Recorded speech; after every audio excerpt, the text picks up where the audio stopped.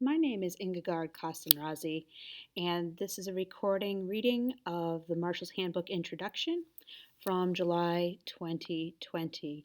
I will be reading and recording my readings of the Marshal's Handbook in sections and uploading them to my YouTube channel as we go. And this section is the very first section for the Marshal's Handbook. If you have any questions, concerns, comments, or complaints, you can please find me in Atlantia, and my name is Baroness Ingegerd Kastanrazi.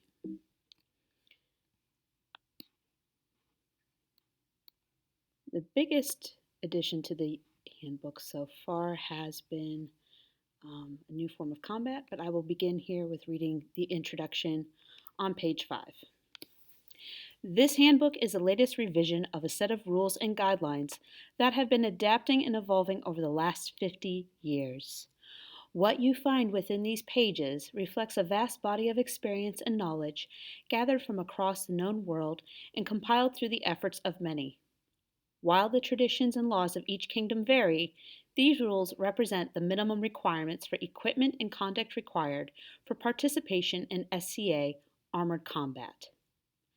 There are 2 additions to the Marshal's Handbook in this revision. Armor steel fighting within the SCA is intended as an additional style allowing the further exploration of medieval combat safely within the context of the SCA and its governing documents. Armored steel fighting will provide a venue to attract additional population and a series of controls allowing intermingling of a variety of groups. It is not intended as a replacement for any current SCA activity, only as an addition. The second edition is an accounting of the several variances which have been granted by the board over the years for the Kingdom of Lokok. Prior to this select section being added, there was no centralized accounting for these variances. The Society Marshal hopes that placing them here in the Marshal's Handbook will help clarify the extent of the variances granted. And since the changing those policies will now be a matter of changing Society Marshal policy, the path by which the variances can be changed will be disambiguated. As a Marshal, it is your duty to know and understand these rules and to teach and share them with the participants we train and authorize. Be aware of changes and updates to these rules and policies and clarifications made to your kingdom and society standards. Frequently visit your kingdom and society websites to stay up to date and stay active. As we gather at our events to recreate the ideals of honor and chivalry of the Middle Ages, remember that these rules and standards are but the foundation of the fighting community, set to ensure that we may continue to enjoy SCA combat. No book of rules can replace common sense, which must also be exercised to keep all combatants and spectators safe. In all combat activities, safety must always be paramount. We all participate in the SCA because we enjoy it. So, as you go about your tasks, duties, and activities, remember to have fun and to help others do the same. The rules must be followed, work must be done, and safety considered first above all. But always remember why we're all here. Have fun and be safe. Fight with honor, fight often, and read the handbook. Sincerely, the Society Marshal. I hope I am doing his name justice, Gravesend. Section 1, Participants Section. Part 1, Combat Authorization Requirements. A. General. A1. All persons who wish to participate in SCA combat activities must authorize under the Society and Kingdom of Residence authorization procedures. SCA combat activities are defined as armored combat, Society period fencing, combat archery siege, and marshalling. Other martial activities clearly falling within the scope above are also considered combat-related activities. Youth combat programs are not supervised at the society level, but participation in such programs requires authorization following Kingdom of Residence procedures. General A2. Each kingdom shall establish a procedure to authorize combatants for participation in SCA combat-related activities. These procedures shall verify that the candidate is familiar with the following. A. Rules of the list of the SCA. B. The armor and weapons standards of the SCA. C. The conventions of combat for the SCA. D. Kingdom of Residence specific conventions of combat. And E. Kingdom of Residence specific armor and weapons standards. Section A, General 3.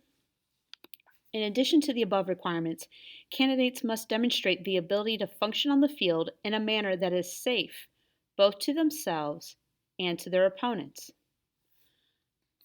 4. Only a warranted or rostered authorized marshal may perform an authorization. This authorizing marshal must witness the authorization and execute the appropriate paperwork to ensure that the authorization is registered with the appropriate kingdom official. 5.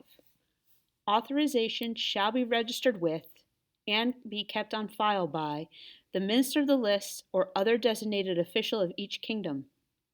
This office shall be responsible for keeping properly completed waivers and maintaining the registration of authorizations. This office shall provide the Earl Marshal with a list of all current combat authorization cards upon request. 6. No authorization card may be issued until a properly completed waiver is filed with the kingdom. 7. Signed waivers for SCA combat-related activities shall be kept on file for a period of 7 years. 8. Combat authorizations may be issued for a period of time equal to the time that the combat participant has an active waiver on file. 9. Kingdoms may issue authorizations only to persons who reside within their established boundaries. An exception to this is allowed where a person has been formally recognized as a subject of a kingdom in which they do not reside. Formal recognition shall be recorded in accordance with the requirements of the SCA, governing documents, and kingdom law and custom. 10. Kingdoms may define additional types of authorization, such as weapons forms, field marshals, and missile combat marshals, and requirements for them as may be deemed necessary. 11. Valid combat authorization cards shall be accepted outside the issuing kingdom as proof of authorization, as long as proof of a signed and active waiver is available. Kingdoms may define additional requirements before renewing an authorization card for a person who has moved into that kingdom from another kingdom. 12. A marshal from any kingdom may revoke the authorization card of a fighter from any other kingdom for just and stated cause. The marshal in charge, or MIC, of the event should be notified immediately, and the Earl Marshal of the fighter's kingdom of residence should receive a detailed report of the incident. Next page, Section B, Minor Authorization. Minors, ages 14 through 17, may authorize with these additional requirements. 1. In order to be authorized as a combatant or a marshal in adult armored combat, an individual must have attained his or her 16th birthday in order to be authorized as a participant, combatant, or marshal in any other form of society combat-related activity except youth combat. An individual must have attained his or her 14th birthday. 2. No person below the age of 18 may be warranted as a group marshal or the marshal in charge of an event. 3. The parents or guardians of the minor must witness SCA combat, discuss with the witnessing marshal how it relates to the participation of their child, and execute a minor's waiver and informed consent to participate in SCA combat-related activities. The witnessing marshal must countersign the waiver. 4. Only the Earl Marshal, the Principality Marshal, or a designated deputy may authorize the minor for SCA combat-related activities. 5. At any event in which the minor is involved in SCA combat-related activities, the minor must either have a parent or guardian present or must be in possession of a properly executed medical authorization form for minors. Said medical authorization form, must designate an adult present at the event as able to authorize medical treatment in the case of an emergency. 6. Minors engaging in combat with adults shall be marked in the following manner. A single yellow diamond no larger than 1 inch or 25.4 millimeters, but no smaller than half an inch, 12.7 millimeters, to be placed on the front hemisphere of the helm, preferably on or near the inspection sticker. Minors competing with adults in rapier will have the same diamond on the cuff of the glove of their dominant weapon hand. This concludes the first section, and that is the section of combat authorization requirements.